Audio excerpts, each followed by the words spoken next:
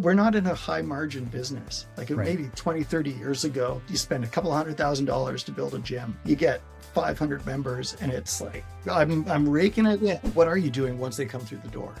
And like, how many people are coming once and never coming back? Did a bunch of market research, which I don't think any climbing gyms typically do. And so that was like really, really valuable to just understand what was holding people back and what their reservations were. We're in a spot now as an organization where we need to like simplify or we need to grow. Welcome to the Climbing Gym Growth Podcast, where we share stories and strategies from climbing gym owners and operators to help you grow your community and business. I haven't recorded an episode in the past few months, but we're back, and I'm excited to have Andrew Coffey from Hive Climbing back on the pod with me today. Welcome back, Andrew. Thanks, Chris. Great to be here. Thanks for doing this. Absolutely. Yeah, so last episode we spoke about your journey from one climbing gym to 6 gyms over the course of 14 years. Is that correct? Yeah, we are on the brink of 15 and coming around next year. So a teenager. For real, yeah. With teenage problems. Cool. So today I want to start by talking about where you are now. You're renovating your North Shore location in Vancouver, which I believe was your second location. Is that correct? Yeah, it's 10 years old now. Wow. So, yeah. Okay, nice. What does the renovation look like, and why did you decide to do it now? Yeah, so the walls that we have at 2 of our locations are kind of those old concrete texture walls. El Dorado Climbing Walls out of Colorado did those walls, and at the time they were like one of the leading manufacturers, I think, other than Walltopia was maybe the only ones doing the wooden painted panels. And yeah, I was really impressed with their like design work and the quality of their support and service and the folks there. And so we had a really, really great experience with them at our first gym. But the concrete texture is usually applied by a local group. And the folks who they hired, like subcontractors, to put the concrete on at our North Shore gym, it's just they either didn't put as much time in or didn't do it as carefully, but the concrete texture is starting to delaminate from the wooden panels behind it. And everybody's moved to screw-ons, and there's a lot more screw-ons. You don't want holds to spin, so you're screwing on every hold. And yeah, so over time, that texture has just been like starting to flake off. And we find ourselves patching and repairing and putting up volumes in sections where like patching doesn't seem to be, it's gonna be effective. And it's gotten to the point where we were like, the amount of work we're putting into this, the way that it's impacting setting, and like you don't really like you just can't do what you want to do. And we've got a couple of other gyms now that have, these nice clean wooden paneled walls, and the maintenance side of it is maybe the biggest reason why we're doing it and why we're doing it now. But we're also moving away from, like, when we built this gym, it was initially kind of intended as a place to host really big competitions. And so when you walk in, the walls are like all laid out in a line in front of you. And there's a couple of different corners, and those corners ended up being kind of concave features. And so one of these corners has this huge overhanging feature that's just like this massive like bulge. Um, and the design is such that only 1 or 2 people can be on that section at a time. And yet it takes up a huge amount of space, a huge amount of mat space. And as the gym's gotten bigger, or like more the community's gotten bigger there, it's been really hard to give enough space for all of the people who want to climb there. And so the maintenance side was the reason it's happening, but we took this opportunity to redesign the walls to give ourselves more linear feet, more areas for people to stand, easier to get on the wall. And that was like another problem, was that getting on the wall was actually a little bit hard because the actual layout of the mats was such that you're sort of rubbing elbows with everybody to get on a wall that wasn't as effective at getting everybody on the wall as we would have liked. So yeah, so Okay. there's like killing 2 birds with 1 stone here. So are you adding more terrain, more features? Are you adding like additional standalone boulders? Like, what does the renovation look like? The process has been really, really interesting, trying to navigate what is the best use of space here. Yeah. And we've tried a bunch of different things. We looked at like a double decker, putting bouldering on top of bouldering. Originally, I had looked at some different options for like a section of ropes, but at some point I was working on a SketchUp file and I was like, oh, we could put some ropes in here. This would be awesome. Then I realized my SketchUp file had like 7 extra feet of height in it than the building actually has. It's like, instead of being 30 feet, it's 22. I'm like, oh, Hmm. that's pretty short for ropes. Yeah, yeah. And like, it's also not quite tall enough for two like stacked Right. layers on top of each other. And then we've got earthquake issues. So, Mm, earthquake code, that would mean we have to dig a whole bunch of footings, and those footings need to like impact with the walls. And then we're talking multiple $1 million renovation if we did something like that. right. So, in the desire to increase the terrain, we considered a bunch of different options. What we've done, and I think we've done successfully, is iterated over and over and over again to reduce some of the concave corners Mm, and make those corners a little softer so you can kind of climb in and around those corners rather than have a big steep section which just like blankets a huge surface area below it. And then we've created a little bit more of a like zigzagging edge to the mats and edge to the walls so that it like wraps around and it comes out and then it wraps back in, then it comes out again, and it wraps back in. And then we're also covering over our garage door. So we're taking over like a space that used to be empty and filling that in. So I think all told, we're probably sitting around 15% more like linear feet wall space. nice. Okay. It's actually about the same amount of square footage in terms of terrain because the original design we did, we were all gun ho about having a big tall wall, and the walls are actually like 18 feet. And that's a little high for Epic. bouldering. Yeah. I remember taking falls from the top, like when we first opened, just to feel. And you got a moment where your arms are pinwheeling. You're like, I'm not there yet. I'm You still falling. have like a full on second to think Yeah. about it. And yeah, and so event like pretty quickly we were like, yeah, these are too tall. So we're only setting to 15 or 16 feet Hmm. um, off the mats. And so we've cut the height down to our 15-foot height, which means we've lost some like square feet, but it's more Hmm. usable terrain because the actual linear feet around the edge of the mats is significantly more, and the terrain is much more usable. You'll be able to get like probably, I want to say, like at least a third or maybe 2/3 more people kind of hanging Right. around and able to like stand in preparation to get on the wall.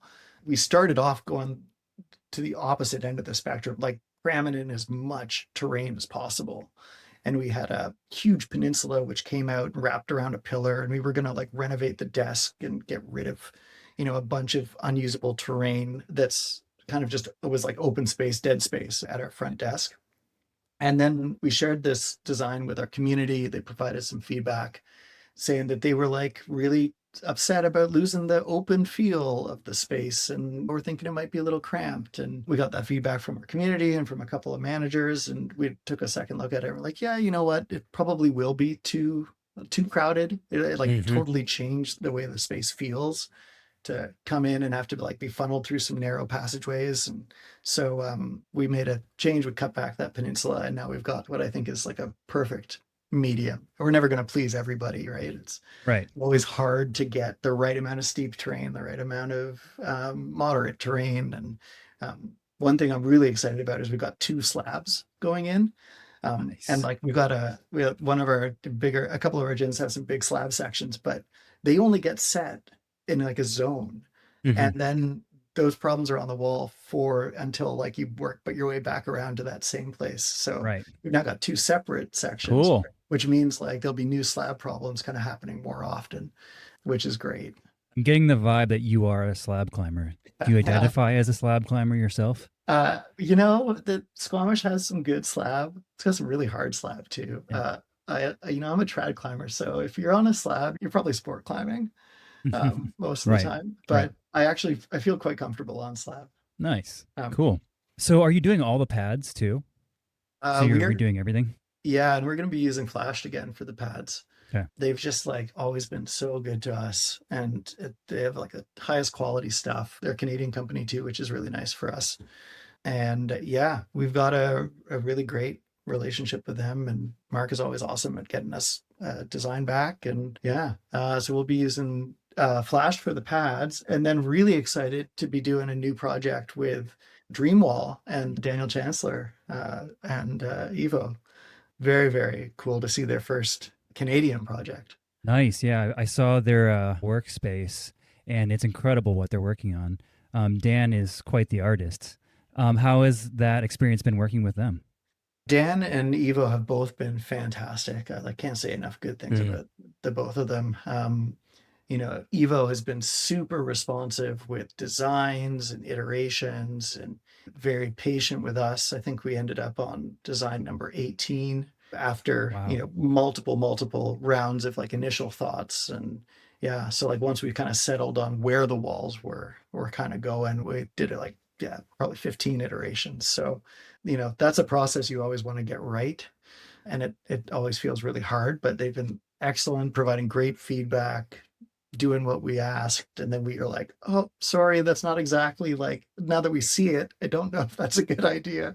Hmm. And they'll like dial it back. And so that's like on the Dreamwall side. Evo's just been excellent and always available to have meetings. I know he's got time difference, right? So we're Hmm. meeting at noon and it's like 9 p.m. for him. And he's, super upbeat and cheerful and excited about it. So that's been really cool. And then Dan at Sowell has just been like an absolute pleasure to work with. He's such a nice guy. He's so full of like positive energy, Yeah, just stoked. Like, I mean, Sowell kind of has this like just like fun loving, creative juices for flowing kind sure. of vibe. And yeah, he's like, he must be instrumental in all of that because you totally get it when you talk to him. He's just psyched about Yeah. everything.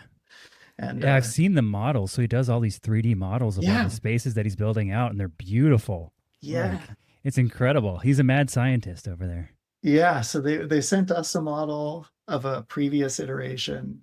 And yeah, they do a great photo shoot and they put the model in up against their the architecturals and Mm. they get all these like wicked shots, and so they've shared a bunch of that stuff with us. I was just chatting with my marketing manager Kate, and she just had a chat with Dan, and they're planning, what does the launch look like, what's the social media post going to look like, or they're going to send somebody up to do some photos, and we're brainstorming ideas. And like from the photos you see that they post and like all of their media is top notch. Yeah, it's great. So yeah, super unique, really, really creative. And it's like when you see it, it's so well. Right. Yeah, So it's exactly. very Very distinct. distinctive. Yeah. So he's been great and like super, yeah, super helpful and ready to just be like, yeah, whatever you need, let's do it. Nice. I really like that you're involving the community in the process. That's Yeah. cool that you're like, hey, this is our first draft. What do y'all think? Do you like it? Do you hate it?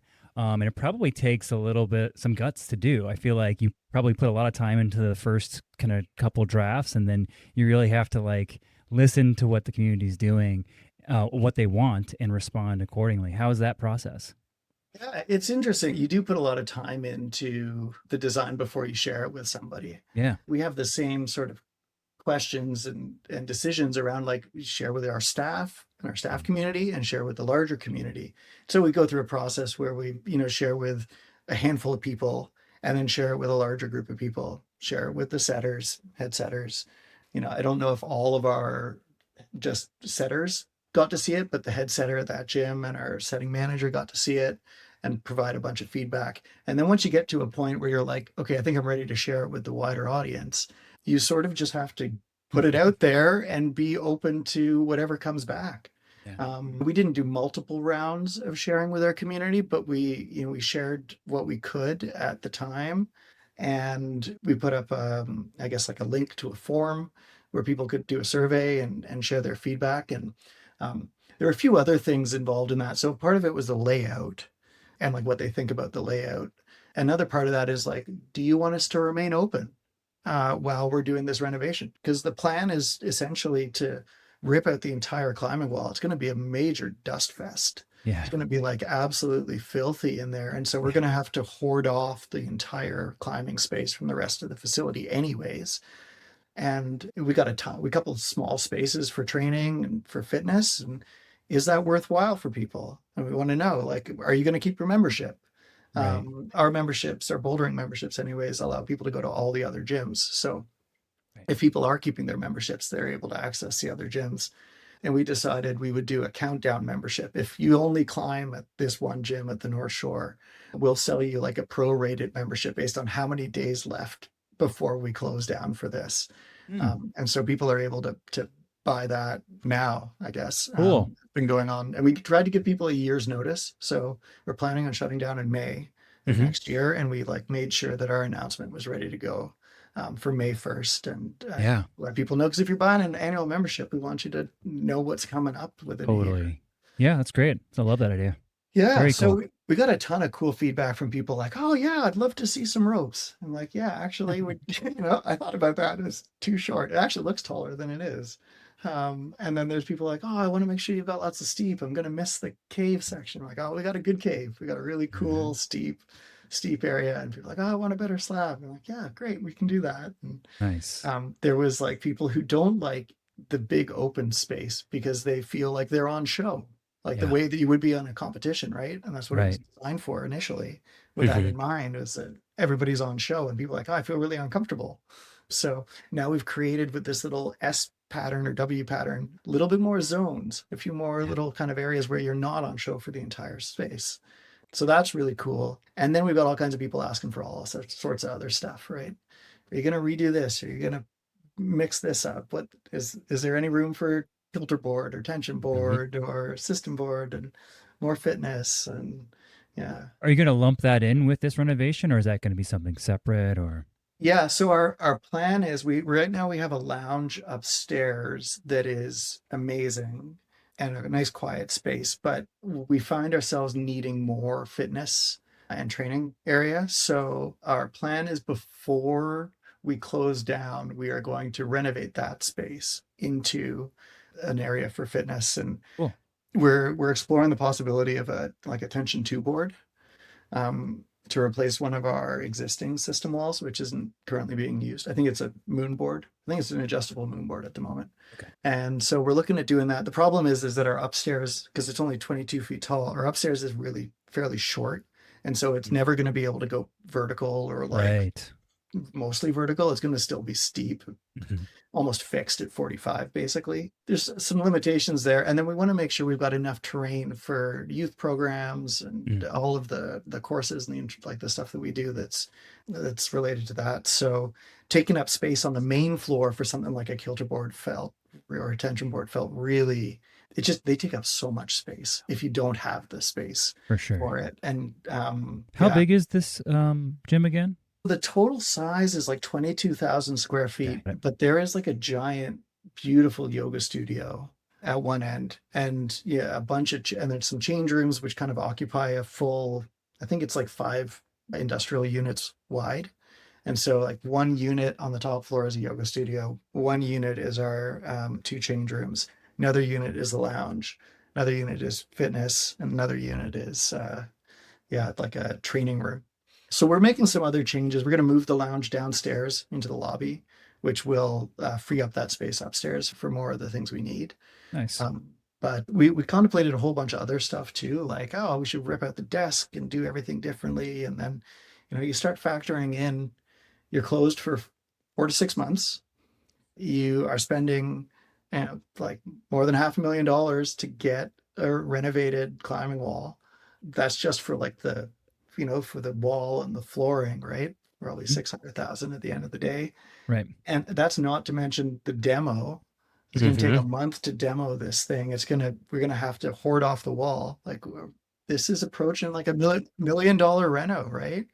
And during that time, you're closed and you're not making any revenue. So I think we've like figured out a way to remain open, to allow people to use the upstairs and the fitness area and the tech area and the yoga studio and some of the front lobby, so that people can still use the space.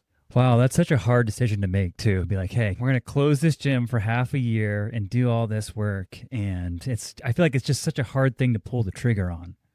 Totally. And we've talked to a couple of other people who've done similar stuff. And one of the guys was doing like a reno piece by piece, Mm-hmm. and it was demolishing a little portion of it and then moving on, or we looked at just repaneling the wall, like just Right. ripping the panels off and then putting up nice wooden panels. And you start thinking about, okay, so if you're ripping the concrete texture off and the wood panels off, you can't recut things based on like models that were old from the old, original design, the shapes and all the, the various beveled edges and whatnot. Like you got to cut every panel on site. You got to measure every single Right. triangle and cut it on site. And so now a project which, if everything's pre-made, can be shipped and like Mm-hmm. assembled like Lego, might take you like a month and a half. Now you're taking probably 2 months of like detailed measurements, and this panel needs to be like that. Then you put it up one piece at a time, and like, Right. and the layout isn't ideal for us. So we're like, okay, we Mm-hmm. just gotta axe it. Got to do what we can to keep ourselves open. Thankfully, we have other gyms that allow people to get, and we're doing it over the summer. Summer Yeah. in BC is, prime climbing time. So Right.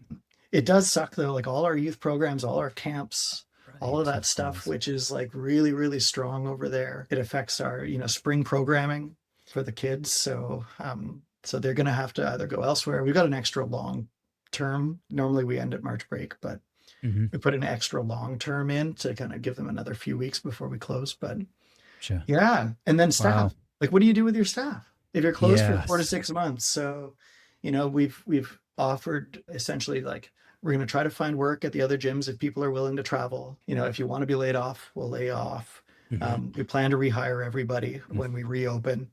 So far, most people have been like, "Yeah, that's cool. I'll take the summer off and Yeah. enjoy." But yeah, you feel bad for everybody, right? Like it, Mm-hmm. and we just hope that people are going to be stoked when they get this new wall and the setting is going to be better. And like setters aren't going to be worried, oh, I can't put that hold there, or to put that hold there, I need to put a volume up. Mm-hmm. We haven't decided exactly how we're going to close it down, but I'm sure we'll do something fun, a big party, like a final Mm-hmm. set, a little demo thing Yeah. for Let the members take a sledgehammer to the wall to inaugurate the construction. talk to my GC about that. Be like, Yeah. whoa, I Yeah. don't know. I like that. Might have to have a Yeah, special waiver for that situation. exactly. Yeah, exactly. What are the biggest things you've learned over the past 14 years on designing a gym? Maybe just like we've talked about some of it, but like give us maybe a couple of the biggest ones. Yeah. So, I guess before I opened a gym, I was like playing around in SketchUp, drawing random gyms. And, pretty quickly I realized like this is like a useless exercise because it has to suit a building. Like you got to Mhm. start with the building that you have Right. and can access. And so something that people probably don't, if you haven't opened a gym, you probably don't know, is like you go to a building, you look at it, you find out what the rates are, whatever. You kind of try to run some numbers to see whether or not you might work, but you don't know that building's going to work until you've drawn out where the walls are going to go, where the mats are going to go, where the change rooms and the desk and what's in place already, where are your columns, like what's the height in various places. And so you got to spend a bunch of time kind of mapping it out to see if it's even worth putting an offer on a building. And then if you don't get that building, or you can't get to an offer, or it doesn't work out, you've put a bunch of time and energy into it. But what I've found is, having done this multiple times, I can look at a drawing and look at a space and be like, okay, the most sensible place to put the walls is here. And I can get to that pretty quickly. But, you start playing around with it, and like the more you do it, the more you realize like, oh, I need way more empty space than I think I do. Mhm. Need way more standing room than the climbing walls. And as an owner, you're always like, how do I get the most climbing walls in? Because I want the most terrain for people to climb on. Right. And that's not an ideal thing if they can't get on the wall or if they can't stand and can't, put their water bottle down. So you've got to walk that balance point, to find that fine line between enough terrain and enough empty room and community space. And you sort of have to ask yourself too, like, what are you trying to do? Is this a gym for a group of expert climbers and people who know what they're doing and are really there to train? Like in that case, you can maybe put steeper angles in. If you really want to go into like new people and introduce people to climbing, all of those angles need to be dialed back Right. and made more vertical. So we've always, from the beginning, aimed at our design to have lots of vertical and slightly off vertical terrain. You can make stuff steeper now with volumes and stacking volumes and create really cool kind of overhanging things, but you can never make your wall less steep.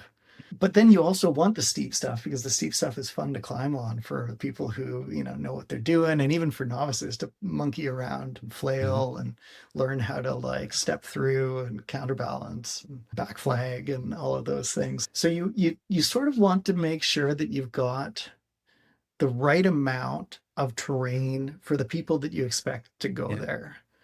And getting that balance is sometimes really, really hard. As I was saying before, concave features often feel best in corners because Mhm. if you put a concave feature in the middle, it like kind of just like squeezes out everything on either side of it. But in a corner, if you don't put a concave feature, you end up with a permanent dihedral. Like, and you can always stem that corner. Right. And then setters are like, oh, I can't set a At the hard same problem climb here every time. Yeah, because it's exactly. the same. And then you get the opposite thing when you put in a red in.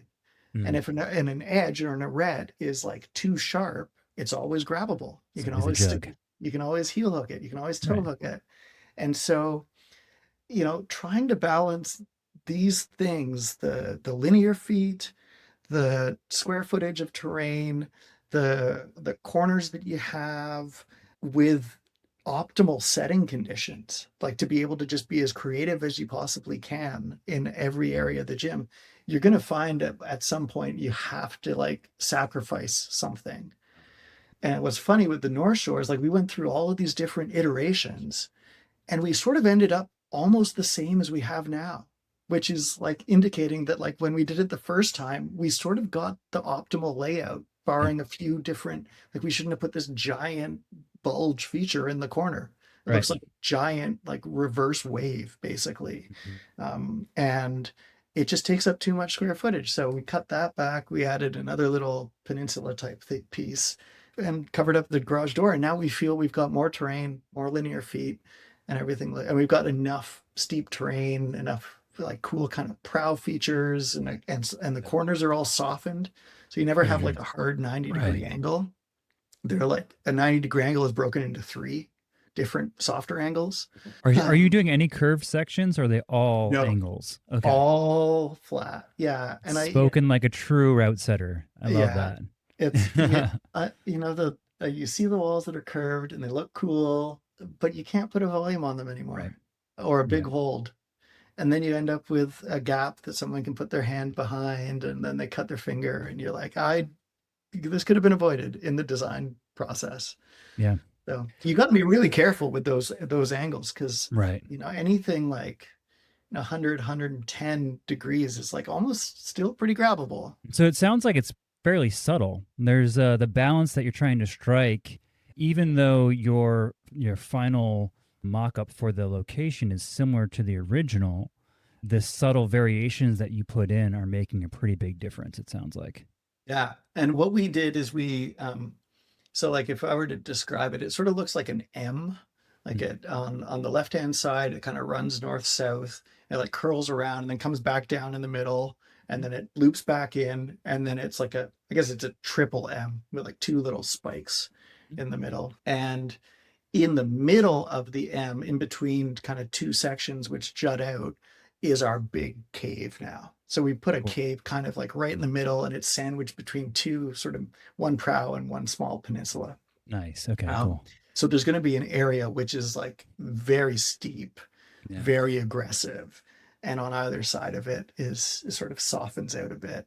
And That's then the cool. slabs are in opposite ends of the gym. So one's on the Nice. left, one's on the right, and yeah, it looks great. I'm stoked. I'm like really excited about it. Got to check it out sometime. I still Yeah. haven't been up there, so someday I'll Yeah. swing Well, by. maybe you can come up for our closing down party Ooh, okay. That and sounds see it fun. more and then come back afterwards because you never know. At that time of the year, it could be raining and crazy in Right. Squamish, or it might be nice. So, Yeah. Every time I've tried to go to Squamish, I've been rained out. So I lived in Portland, Oregon for a little while, okay. And I was like trying to do a couple like long weekend trips up there, and multiple times forecast was just rain Yeah. the entire. I was like, oh, this is never going to happen. So I never got a chance to go up. I'm very sad. But Yeah. someday I will make Someday. it out there. Yeah. Um, It's beautiful. yeah, it sounds amazing. Cool. So let's kind of change gears a little bit Yeah. here. There's some things that we wanted to talk about last time that we didn't get to. One of my questions I had for you was, how has the competitive landscape changed in the climbing industry for you over the past 14 years? So obviously we talked about in the last interview that you were the first bouldering gym, I think the first bouldering gym in Canada, correct? Yeah, I think like technically the first bouldering only gym. Like I know there Yeah. was one other gym. I didn't know about it at the time, but that they had like mostly bouldering and a bunch of auto belays. Mm-hmm. But like we just nixed anything to do with ropes and auto belays. We were just like straight up bouldering. That's what we do is bouldering. Yeah. You can So just you show up. So you changed the industry in that way. And so then over the past 14 years, we've seen a bunch of other bouldering gyms opening up everywhere in the US and Canada, all over the place. How has that changed sort of the competition landscape for you? Yeah, we were in a very lucky and privileged position in Vancouver in that we built this gym in the one spot that allowed us to do it. Um, we put it in the one spot where up the street from another climbing gym. And that gym is there because it's the one industrial zone that allows for a fitness center, that conditionally allows. So we were blessed in the sense that like it was really hard for another gym to open nearby or anywhere in the city. And for the first, for basically the first 13 years, I was trying to find another location because we were so busy. Mm-hmm. And we opened the gyms in these other areas because we couldn't find another spot in Vancouver. Gotcha. So the competitive landscape, across the country or within North America or wherever around the world hasn't really been a negative impact for us Mm-hmm. because we were still kind of the only gig in town. Recently, another gym has opened up the street from us, and they've taken a good chunk out of us. I Yeah. mean, I won't be shy about saying like we lost a good chunk of business, and we were busy and like crowded, and we had instituted members only hours Mm-hmm. before, and then COVID happened, and so we had bookings, and then when COVID was done, we were like, we got to keep bookings because that's the only way to manage capacity Mm-hmm. and ensure that people can actually get in when they think they want to come climb rather than having a bouncer and a Right. wait list at the door or something, counters and checkers and one person out, one in, one out, right? Right. Right. And like you feel bad if you have to do that for your members. So it hadn't affected us. And it was great to see them popping up all over the place because I've always believed more climbers is better for the industry. Instead of trying to carve out a bigger slice, you're trying to make the pie bigger Right. and then there's more for everybody. And so I think that's happened, right? There isn't a major city in Canada that doesn't have a bouldering gym now. Right. And some of them have multiple. Like if you look at Montreal, it's got like, I don't even know how many. There's probably Yeah. like 13 or 14 gyms in Montreal. Wow. And Montreal is a big city, lots of traffic, sort of some bridges, and it's Mm-hmm. hard to get around at times. So, yeah, and some of those have been like they've sort of carved out their own little niche. Like some of them are more about old school vibes, some of them are more kind of compy, some of them are all about developing climbers and um, cafe space or no cafe space, and yeah, so they've all sort of like found a thing that is them and that they're doing and doing well. But in a market like that, like I don't know how many more gyms you can fit in. And this notion that there will always be more climbers as things grow, that they can't actually be sustainable, Right. right? At some point you're making the pie bigger, but like there's nobody to fill that space you've Right. just created.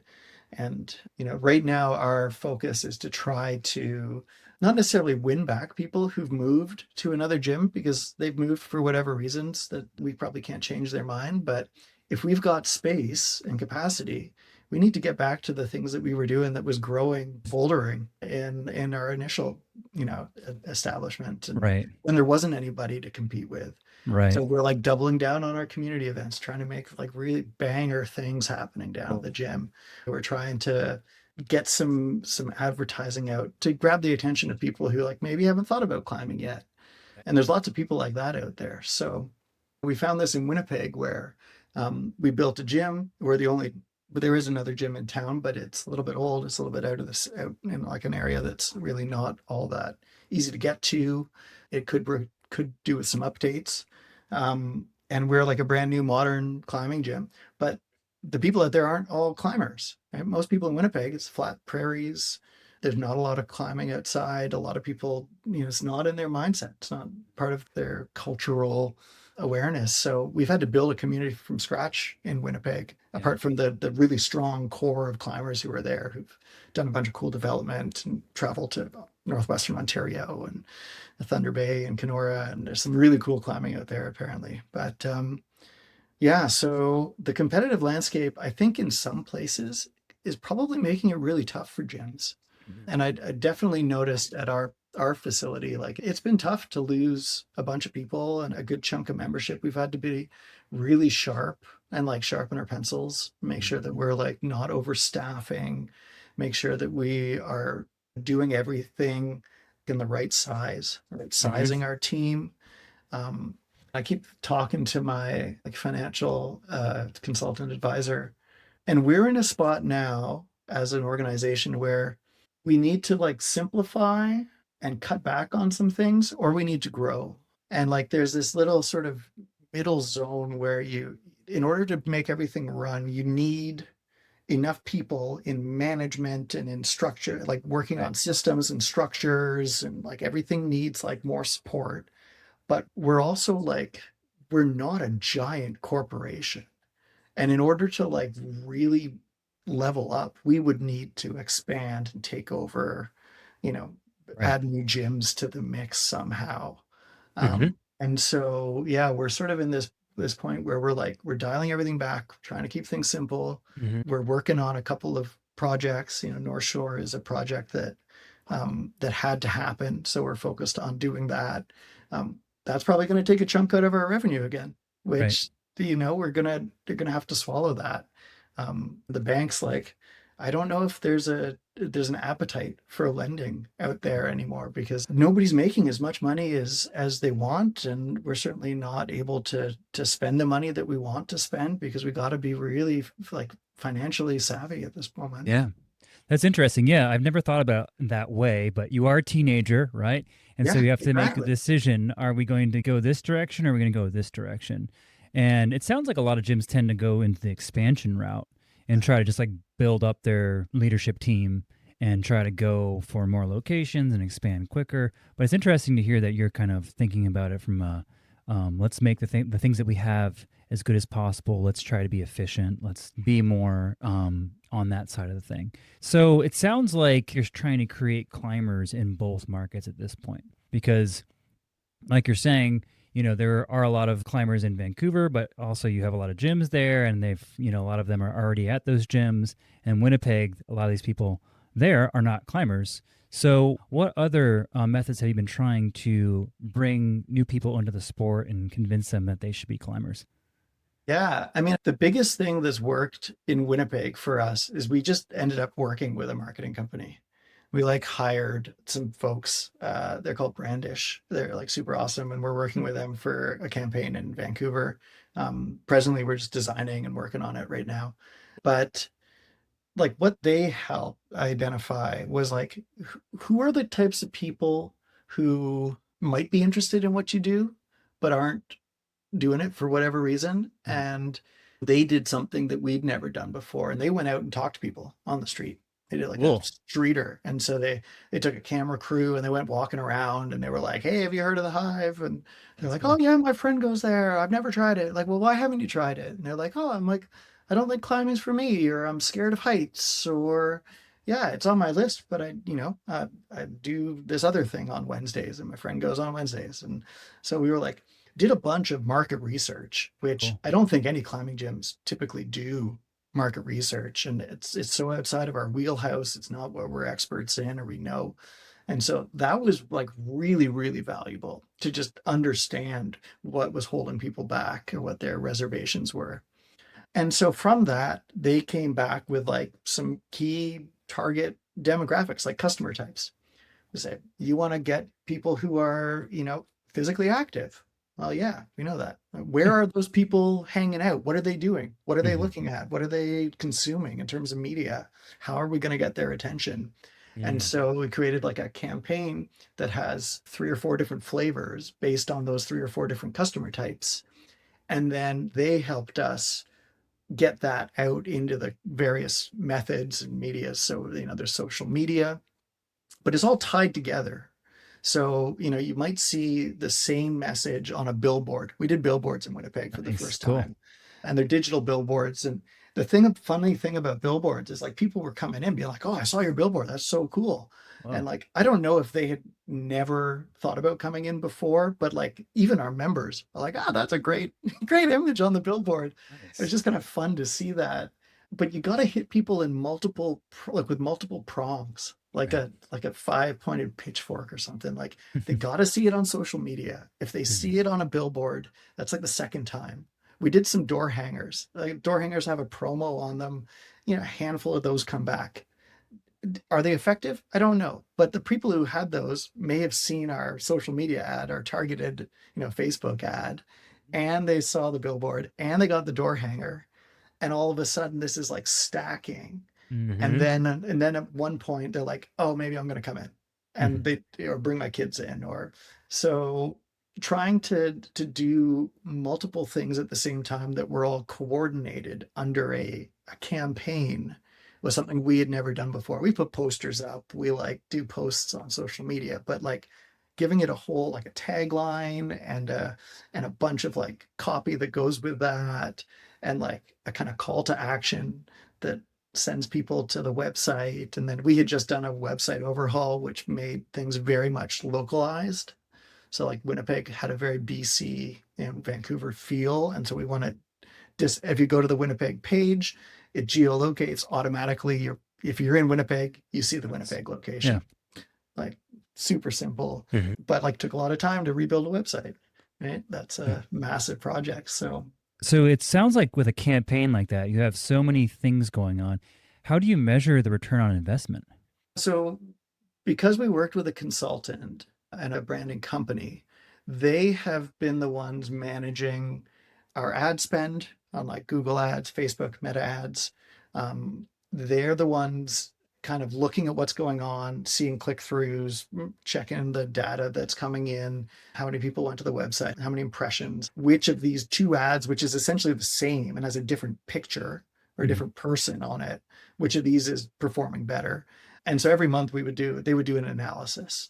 And then we would use our data in Rock Gym Pro around the new customers as our metric for like how successful this is. So we'd look at how many new visitors were we doing at this time last year versus this time this year with the new ad going out. And then correlating that, we've changed the ad, how many new visitors now? And Hmm. it's not super easy to pull a direct number out of Right. this, but we would look at, how much did we spend on that ad and then how many new visitors came in. Hmm. And that would give us a return on ad spend. Hmm. How's it And looking? pretty good. I mean, for Winnipeg, which is not a community that knew we were there, and a lot of this was just about awareness, we're sitting around like 3.5 to 4 to 1 on return on ad spend. Nice. I think industry average is like two, right? Like if you get 2 times what you spent on these things coming in, I don't think there's a good way to track all the like spin-off stuff. Right. Like I saw this It's hard. thing and I waited like 6 months and then yeah, I decided to come in and my friend told me about it and then I came in. And like we do like promo codes sometimes. So, a special offer, it's tied to a certain ad. And then when someone sees that, you can then, how many people bought that Right. product, that promo product? And that's a kind of easy, direct way to do things. So the campaign was a part of it. Another part of it was just like trying to make sure that when we do all of the fun stuff that we do, that the word gets out beyond our community. And so trying to really make sure that like what are the other communities we should try to get this information to and what are they looking at and then how do we connect with those, so like running clubs, other fitness like CrossFit type stuff, people who are getting active, getting out on their bike. Yeah. But yeah, like trying to make sure you got something fun happening at the gym every month Hmm. Hmm. is a great way to do it. That's cool. What other things you do once new people come into the facility to try to encourage them to take up the sport? We, one of the things the brandish identified was like, what are you doing once they come through the door? And like, how many people are coming once and never coming back? And Right. so my business partner, Corey, did some research into our data and basically found out some metrics around like, this is the number of people who didn't come back, or this is the people who've come twice. And like, so we started examining what our flow is and how do we reconnect with those people. And most CRMs allow you to send info to people who've clicked a box that says, yep, you can send me info. And so we revamped a portion of our follow up to basically allow us to, if you haven't been in a while, you get a message. And that message goes out and it's automated. And the message is, hey, here's a free thing. Come check it out. Or Mhm. here's a new offer that you might like. And trying to do that in multiple layers across multiple different products and kind of the customer type can help if you get their journey right. Like someone who's been part of an intro class, what's their next step? Is there a second level course that they should take? Or should they be buying a pair of shoes? And if you can Mhm. give them a deal on a pair of shoes, then you've got them hooked. And then Right. they're coming back and using that. Or maybe the next thing is like to get a friend in. And so we tried a referral program. I don't know if that's worked quite as well as we would have hoped. Maybe we didn't put enough energy in, or we didn't craft it right, or didn't message it right. You try stuff, you see what you can do to measure it, Right. and then if it works, you do more of it. And if it didn't work, try something else and maybe hold it in your back pocket to think Yeah. like, yeah, maybe we didn't do it right. Or maybe that was Right. our fault Right. that it didn't work because like the door hanger offer, and maybe it's not something people actually want to redeem.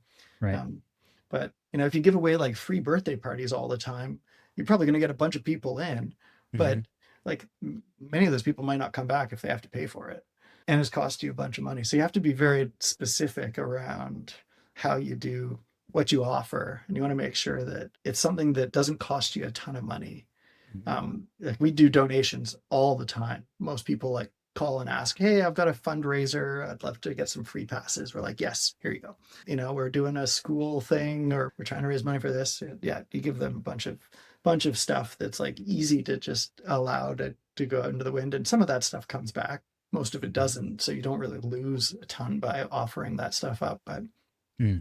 you can't give away a month-long membership to somebody who's never climbed before. Like they're never going to use that. So Hmm. you got to tailor it to what's Right. likely to be redeemable and drive the behavior you want it to.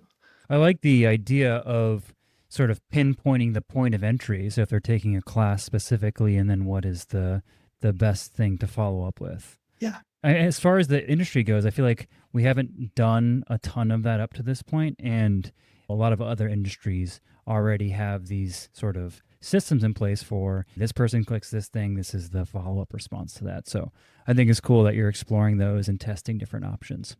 Yeah, it's also interesting too, like if you're to think of like a retail store and you're going out shopping for like a t-shirt Mhm. and you go to the mall, you're probably going to walk into 5 or 6 stores. You're going to buy one t-shirt at one of those stores. But the climbing gym, like if you've decided to walk into the climbing gym, you're probably climbing. Like we don't need to convert you Mhm. into a paying customer. So, but you might not have a great experience. Mhm. It might not be for you.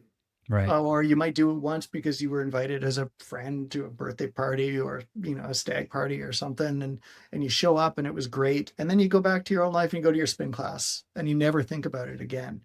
And so trying to find ways to like re-engage with those people and making it so that it's automated, Right. and your CRM can really win or lose the game here. Like, we're using a CRM that's a little outdated. It's hard to get some of that data.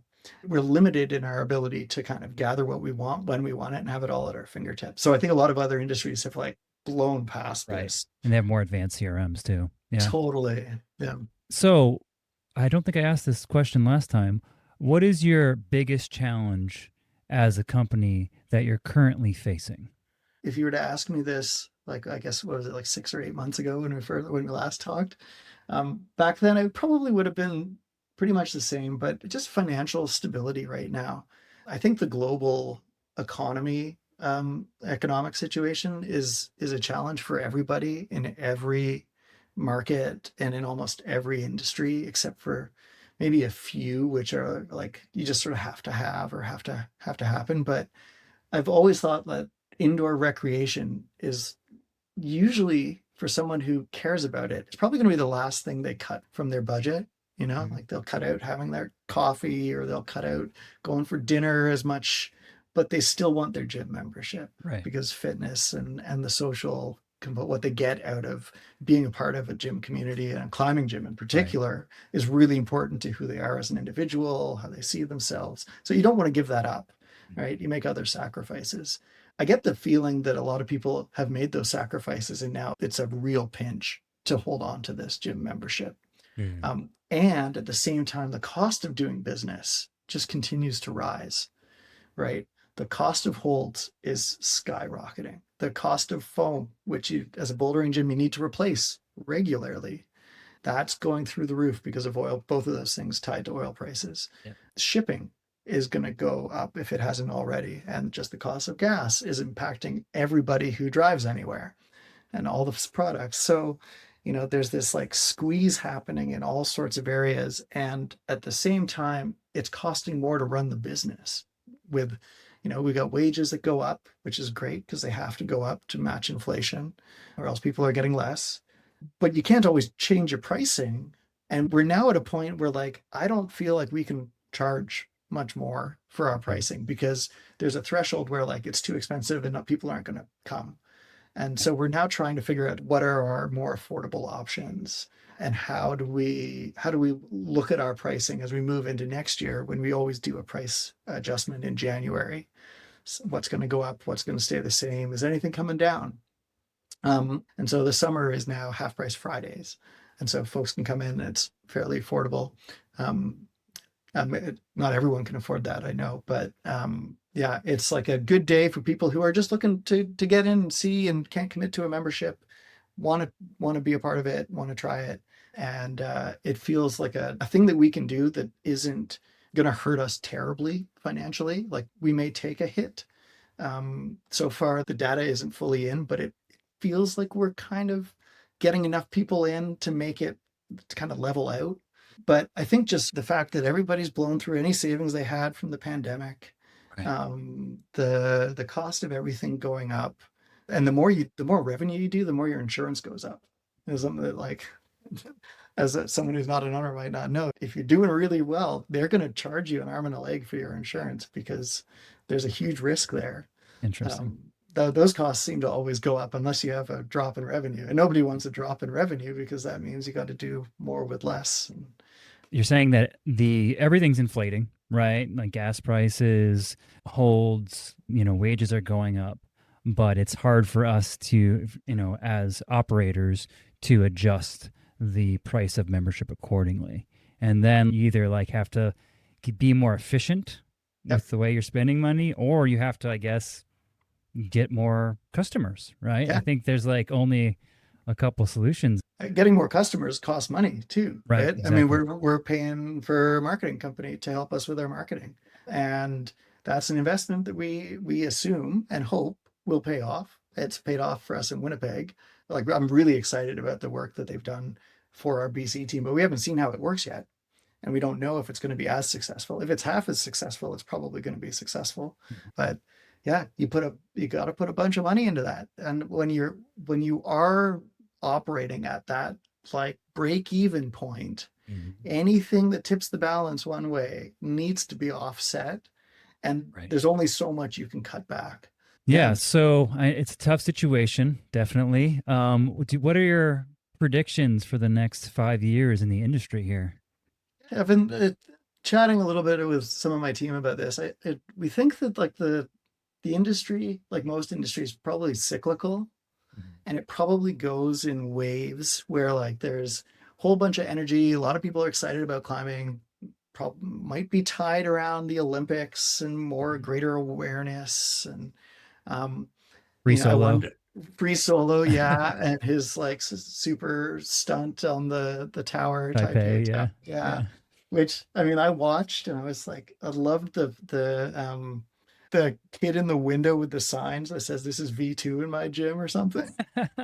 I didn't see that. That's funny. Yeah, he's like climbing. He's like, God, how many feet? Like 500 feet up. And there's some kid in a window. He's got this big sign, That's plasters against the wall. that's awesome. And he goes, me too, in my gym. And Honnold has this like laugh, this chuckle about it. He's like, yeah, you're right. It's not that hard climbing, but it's an incredible feat, right? Yeah.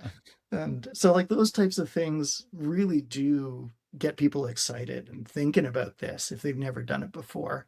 Maybe like experienced climbers kind of think it's a bit of a laugh and maybe only tune in out of like a morbid fascination or something. Mhm. But like yeah, like that stuff is great to help the sport kind of get awareness. And I like what they've been doing in the Olympics. I never really understood speed climbing as a sport, as like a trad climber. Mhm. Everything I want to go slow. I want to Right. go methodical. I got to make sure my gear is good. Totally. Like, so speed climbing is like antithetical to, but it's exciting to watch two people flying. And then what they're doing is, It's incredible. incredible feat of skill and agility and Mm. perfection. And there's just the whole competitive nature of it that like, Mhm. it's fun to watch. And if Yeah. people are seeing that and they're thinking about climbing, that's great. Like most climbing gyms don't have a speed wall.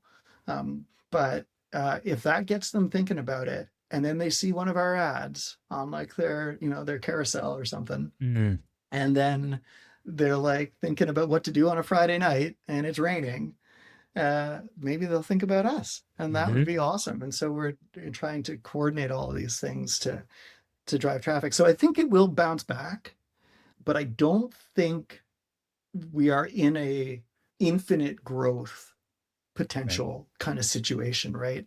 Like I don't think the boom of new gyms popping up everywhere is going to last. That's probably already faded, right? Mhm. If people are opening up new gyms right now, I think I would suggest they'd be very careful about where they go, because at some point, with just the cost of doing business going up and the competition for people's time and their attention, and um, there will be a point where it's not sustainable. And it sounds like there are gyms closing in the Yeah. States.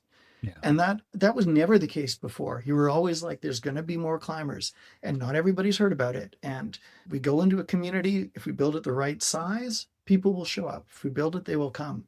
And Mhm. some of those places that have been operational for a long, long time, they're they're not able to make a go of it. Mhm. And then you look at rental and leases, and all of a sudden get kicked out for condos. And then you got to reconsider whether you rebuild somewhere else. And if you rebuild somewhere else, that's a whole new community. How many Right. people are going to follow you there? Or Mm. travel an extra 40 minutes in their car to get there, or it's no Right. longer good for transit. And then there's a boutique sort of stuff popping up, Mhm. little training centers, and is that a fad? Is it going to last? I don't know, right? I love the Kilter board. I love what training and systems boards do to give people an amazing experience, especially if you're an experienced climber. You don't have to set. Right. There's always going to be a new problem for you on the wall that will challenge you, and that's great. And you can kind of benchmark yourself compared to like everybody discussing grades, and that's a whole other topic. Mhm. But they have a really great purpose. But can a gym that's all training boards, which might be easier to operate and cheaper to run, Right. and you might be able to get a smaller space for less rent, can that model survive? I Right. don't know. And then I think there's a gym in Dan was telling me about a gym in, is it Seattle or somewhere, that's like a group Yeah. group Rock. fitness. Yeah. Yeah. Yeah. It's Like all based off. I think it's all kilter boards or something like yeah, that in the entire facility. Yeah. that's like cool. Like group fitness is a huge thing. That was kind of one of the things that like our marketing team identified, was like, there's people who just want to do this. They're looking for a social outing. Mhm. A lot of young people today are not hanging out at the bar. They're Right. not drinking. They're living a healthy, active lifestyle. They want something social that's fun and like easy to kind of get in. And you can just hang out with your friends. Mhm. And we can be that for Yeah. them. Right. So Totally. that's an awesome positive direction for climbing gyms is, yeah, Yeah. get some board game nights going. Get a chess club or a book club or something that like just brings people together for something completely unrelated to climbing, and then let them do that in your space. Like we've done a couple of comedy nights in Winnipeg that have been Oh, super fun. well attended. There's That's like cool. super fun, and I think we're in a downturn right now, but I do think it'll bounce back. if there isn't just like another massive explosion of gyms popping up everywhere, because I think that would lead to most gyms where there's lots of direct competition really struggle to make a profit. Mhm. And at the end of the day, as a business, you have to make a profit in order to to keep the lights on. Profit is like non-negotiable. You got to Right. be making money because someone put money forward for it. They're going to want that money back, or they're going to pull their money out at some point. And then, for a business owner who's invested most of the money has been from the bank, you pay the bank back. That's great. And then if you've got your own money invested, I think most business like climbing gym owners are kind of like, oh, well, if I get my money back, it'll be, yeah, 20 years from now when I sell it to somebody, right? Like that's maybe the exit strategy there. But to say you invest your money in something and don't get it back for 10, 15, 20 years, like that's a real challenge for most people thinking about starting up a business. When Sure. those Yeah. profit margins shrink, you're Mm-hmm. going to need that profit to fix your floor. You're going to need Mm-hmm. that profit to redo your walls in 10 years. Like I didn't want to have to redo my wall after 10 years. I was thinking I get 20 years out of it. And so, I'm glad that we saved some money when it was doing well, like when there Mhm. wasn't all the things going on, and before Right. COVID, things were really, really good. And that's helped us. That helped us get through COVID. It's helping us now. And then if you want to expand or grow or buy new holds, like that's where it comes from. It comes Mm-hmm. from profit. And so as a business, you got to be profitable in order to give people wage increases, to keep up with the rent. And Absolutely. yeah, and we're not in a high margin business. Like Right. maybe 20, 30 years ago, you spend a couple $100,000 to build a gym, and like you get 500 members, and it's like I'm raking it in. Yeah, totally. And I don't need to get new people in. The 500 Right. hardcore climbers paying $400 for the year is like Mhm. just enough, and that's all I need. And it's in a dirty old warehouse in the back corner of some industrial park. And Right. yeah, like that was sustainable, and you could like make a living off it. But now I think it's harder. And For sure. I don't know if it's easier for a single operator than it is for multiple gyms. And we talked about this last time, that like as you gain complexity, as you grow, the layers of management and structure and all of that stuff just eats into profitability. So anybody Yeah. who's got one gym and they're happy, like I would, if it was me again, I would be like, I'd be happy. I'd try to just be happy with that rather than having multiple gyms. But Sure. yeah. Okay. And so, any last words of advice for any current owners out there that you haven't touched on yet that you'd like to finish on? If I said this last time, but you know, the thing that has helped us be successful is hiring people who are doing things for the right reason and are passionate about the reason for being, like the vision, the values, and doing your absolute best to treat them in the best way possible. Nobody is going to join a climbing gym as a manager and make an absolute killing. Like if you want to make money, you're probably in the wrong business.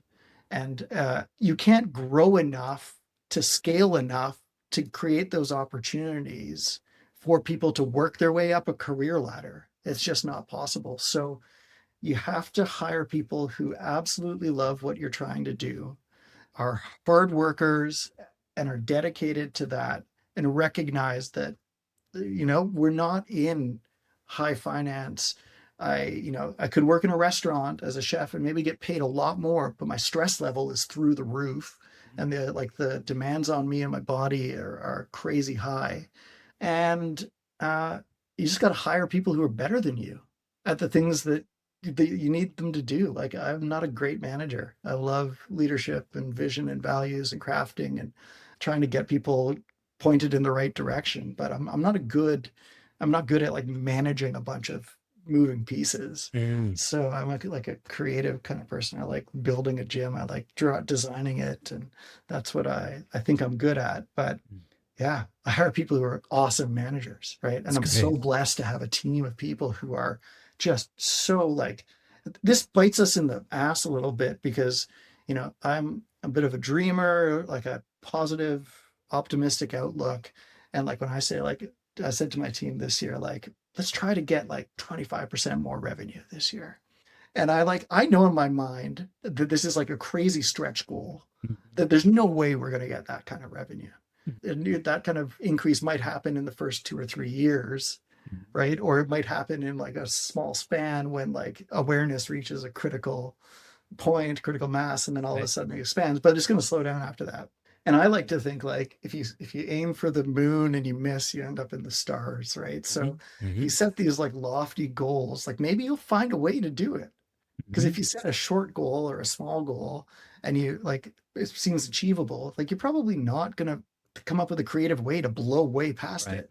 Right. So I set that at the start of the year, and like I've got a team of people who work at the Hive are all just like, well, let's try to make it happen.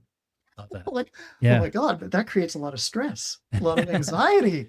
They're like, oh, I'm not doing it. I'm like, no, no, we don't, we're not actually, this is not what we have to do. This is, is there something we're not doing that would help us get closer to that? Mhm. And so there's like yeah, a lot of like really high achievers who want to do well and want the Right. gym to succeed because they want to support the staff, right? Everybody wants to get paid more, and I want to pay everybody more. We all want to make a little bit more money. Mhm. In order to do that, we need to like level up. We need to Yeah. find efficiencies. We need to get more people in the door. We need to try initiatives, and everybody just wants to. We've got all these great ideas. You got Yeah. so many great ideas and never enough time, energy, or money to do them. And Mhm. so, I need to get better at saying no. Like, no, no, no, Sure. don't worry about that. We don't need Yeah. to. Or like, yeah, let's focus our energy on this one thing. And that's the work we're going to be working into towards the end of the summer when I head out to BC, is trying to focus in on like what's the one thing the desk staff as a customer service rep, what Mhm. can they be doing that will help drive this breakthrough result that we're trying to achieve? And like, what is one thing the route setter can Yeah. do on a shift daily, day in and day out? They're going to put holes on the wall. They're going to put problems up. But what's one thing to be thinking about? And then Mhm. we're gonna try to get to a point where we're tracking that. So Cool. we're like, okay, was this problem intentional? Okay, 6 out of 6 Mhm. problems were intentional today.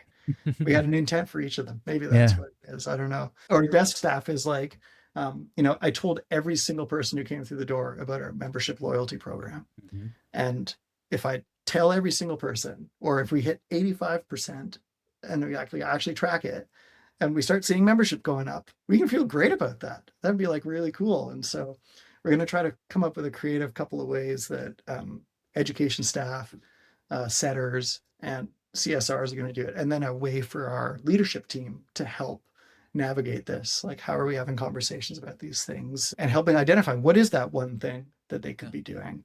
And then, yeah, so I'm excited about the future. I think there's a lot of good stuff coming down the pipeline, and That's great advice, and I'm glad to hear your teams. They sound like a bunch of rock stars. So they really are. Yeah. that's I fantastic. couldn't be doing it without them.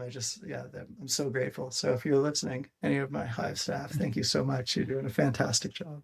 That's great. Well, I'm wishing you and your team all the best in 2026, and I hope the renovation goes well. Yeah. And yeah, it's been awesome having you on a second time. I mean, you are just a wealth of knowledge. It's Thanks, fantastic Chris. for you to share that with everyone, and I think that a lot of people can take a lot away from this. Yeah. So, Thank you. thanks again for coming on. I really appreciate it, Yeah. Andrew. Let's do it again after the build. I'll tell you All how it all right. went, and That we'll share some more stories. that sounds amazing. I would love to. Awesome. Cool. Okay. All Thanks, Chris. right. Later.